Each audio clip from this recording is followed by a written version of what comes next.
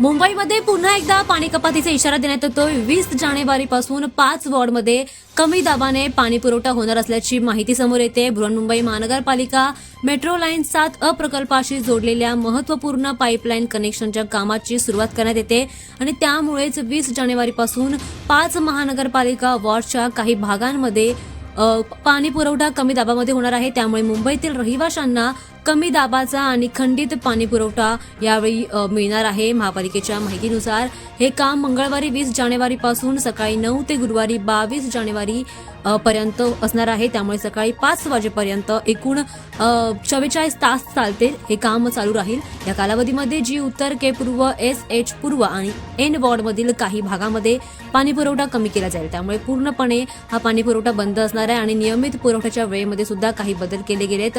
दरम्यान के पूर्व वॉर्ड मधील 2400 MMSच्या अप्पर वैतरणा मुख्य पाईपलाईनच्या वळवलेल्या मार्गावर क्रॉस कनेक्शन कामामुळे हा व्यत्यय आलाय आणि त्यामुळेच हे काम हाती घेण्यात आलंय।